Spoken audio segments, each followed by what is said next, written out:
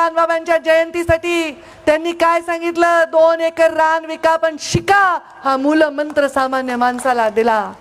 कोणत्या मोठ्या महामानवांनी सांगितलं की तुम्ही जातीवाद करा, धर्मवाद करा, लोकांचे दरोडे घाला आणि स्वतःचं जीवन जगा? नाही. गरिबाचं कल्याण करा, सामान्य माणसाचं कल्याण करा, तरुणांना ऊर्जा द्या, महिलांना सुरक्षा आणि सन्मान द्या आणि त्यांना महत्वाचं आणि आपल्या बरोबरीचं स्थान द्या. हेच आपल्या संस्कृतीने सांगितलेलं आहे.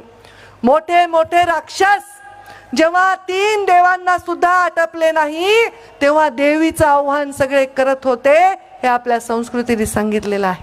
आणि म्हणून आम्ही या संस्कृतीवर विश्वास ठेवणार आहेत आणि म्हणून आम्ही आमच्या सगळ्या संस्कृतीवर प्रेम करणारा जो व्यक्ती आहे तो सगळ्यांवर प्रेम करतो आणि सगळ्यांच्या विकासाचा तो ध्येय घेऊन पुढे चालत असतो. आपल्या मुंडे साहेबांनी त्या काळात जेव्हा भारतीय जनता पार्टी जन्मायच्या आधी काम केलं, ते जनसंघामध्ये काम केलं, मग जनता पार्टी झाली, मग भारतीय जनता पार्टी झाली, तेव्हाच माझं नाव ठेवलंय पंकजा. कारण मुलगा झाला तर पंकज आणि मुलगी झाली तर पंकजा. माझ्यानंतर भाजपा जन्मली आहे बरं का, जनता पार्टीतून भाजपा, पण ते चर्चा चालली होती मग कमळ चिन्ह हे ते, तर झाली पंकजा. तिथं सुद्धा देवाला स्त्रीच्याच रूपात पाठवायचं होतं. पण मुंडे साहेबांनी सुद्धा चळवळ केली, ती वंचितांसाठी, पीडितांसाठी, त्यांच्या शोषणाच्या विरुद्ध, त्यांच्या सामर्थ्यासाठी केली.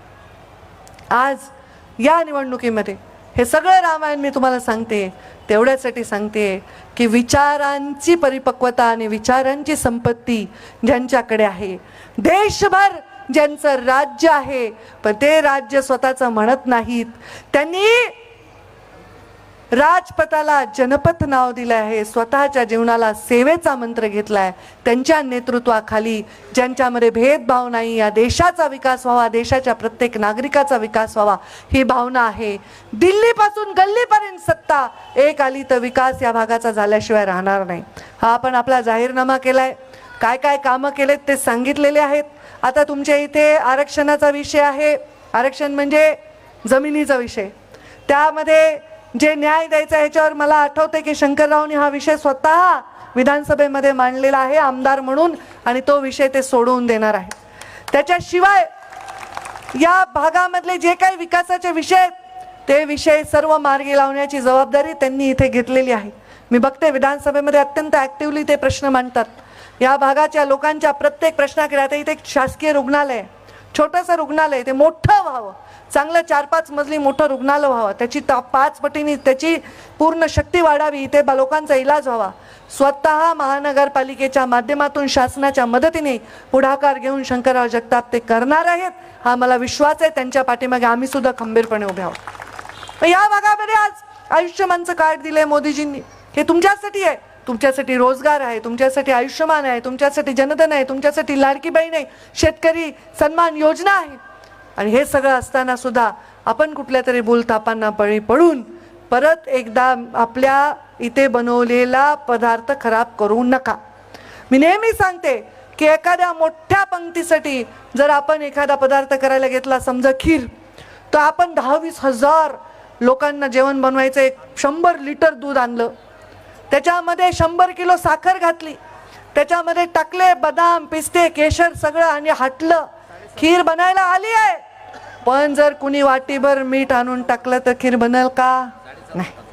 मग एवढं सगळं 100 किलोचं दूध, 100 किलोची साखर, एवढे सगळे महत्वाचे पदार्थ, ड्रायफ्रूट सगळं टाकलं, फक्त वाटीभर मीठ नासवतं की नाही? तसंच माणसात विचारामध्ये नासवण्याचं काम जर कोणी करत असेल, काही चुकीचं पसरवण्याचं कोणी काम करत असेल तर त्याला तुम्ही बळी पडायचं काहीही कारण नाही. तुम्ही भारतीय जनता पार्टीच्या पवित्र कमळ जे आमचं चिन्ह आहे, ज्याच्यावर महालक्ष्मी स्वतः विराजमान होते, त्याच्यावर विश्वास ठेवा. तुमच्या घरी महालक्ष्मी आणण्याचं काम भारतीय जनता पार्टीच्या सत्तेच्या विचारांनी केलेलं आहे आणि त्यामुळे तुम्हाला याच्यावर विश्वास ठेवण्याचा इतका तुमच्या मनामध्ये आत्मविश्वास निर्माण होतो की नाही, आम्हाला भाजपाशिवाय कोणत्याही गोष्टीचा विचार करण्याची गरज नाही. त्यामुळे तुम्हाला एवढीच विनंती करते, कसल्याही भूलथापांना न बळी पडता विकासाचा मुद्दा समोर घ्या. कोण काय आरोप करते, कोण काय प्रत्यारोप करते याच्याकडे दुर्लक्ष करा.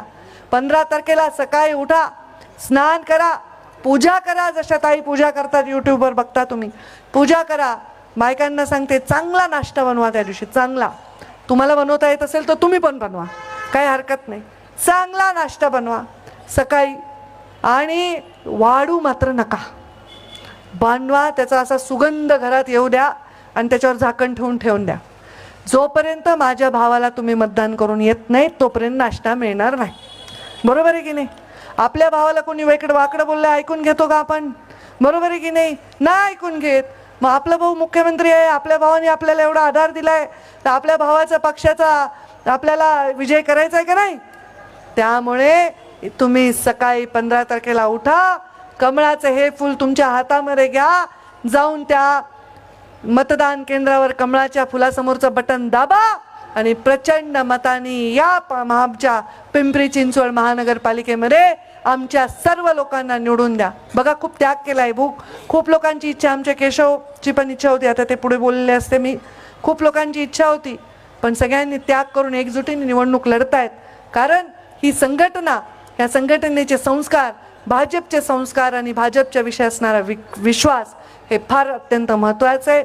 आणि त्यामुळे तुम्ही पूर्णपणे आम्हाला मतदान करून पूर्णपणे आमच्या विश्वासाला पात्र आम्ही जो तुमच्यावर ठेवला आहे त्याला ठराल आणि आम्हाला विजय देऊन या पिंपरी चिंचवडचा पूर्ण एक चेहरा मोहरा बदलण्याचं काम, पिंपरी चिंचवडच्या विकासाचा सर्वांगीण एक वेगळा आराखडा तयार करून तो यशस्वी करण्याचं काम हे आमच्या सर्व उमेदवारांना देताल अशी मी आपल्या सर्वांना प्रार्थना करते.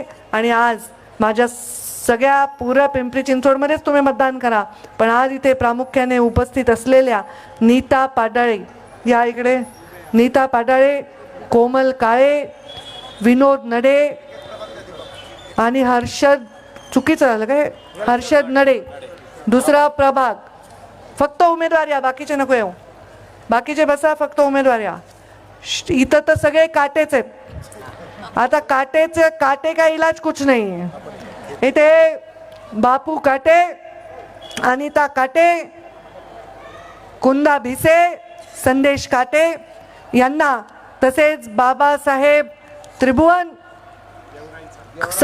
गेवराईचे आमच्या बीडचे, सविता खुळे, अर्चना विनोद तापकीर आणि चंद्रकांत नखाते, या सगळ्यांना, हे सगळे रांगेत उभे राहा. अजून आहेत का? अरे बापरे, आता सगळे तुम्ही, किती नाव आहेत तुमचे? 125 घ्यायला लावताल मला.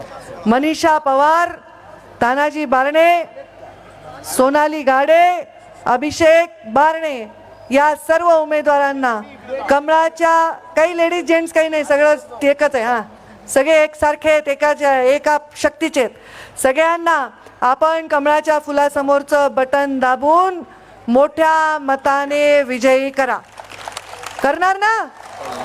कोण कोण करणार? हात वर करा, हात वर करा, हाताच्या मुठी आवळा आणि माझ्याबरोबर जोरात घोषणा द्या, एवढ्या जोरात की कोणी काही प्रचार केला त्यांचा आवाजच ऐकून यायला पाहिजे. फक्त कमळ आणि कमळ ऐकू आलं पाहिजे. भारतीय जनता पार्टीचा विजय असो, भारतीय जनता पार्टीचा विजय असो, भारत माता की जय, वंदे मातरम. आपल्या सर्वांना विनंती करते, आपण 15 तारखेला आम्हाला विजय द्या. जय हिंद, जय महाराष्ट्र. धन्यवाद ताईसाहेब, अतिशय मोलाचं मार्गदर्शन आपण या ठिकाणी केलं आहे. आपण केलेल्या या मोलाच्या मार्गदर्शनामुळे नक्कीच पिंपरी चिंचवड शहरामध्ये भारतीय जनता पार्टीचे 100 पारचा नारा जो दिलेला आहे तो नक्कीच पूर्ण होईल. मी या ठिकाणी संदीपजी नखाते यांना विनंती करतो की आपण या सभेचे आभार प्रदर्शन करावे. इतकंच. अशा आणखी महत्त्वाच्या बातम्या पाहण्यासाठी आमच्यासोबत जोडलेले रहा. आमचा व्हिडिओ लाईक, शेअर आणि चॅनल सबस्क्राईब करायला विसरू नका. धन्यवाद.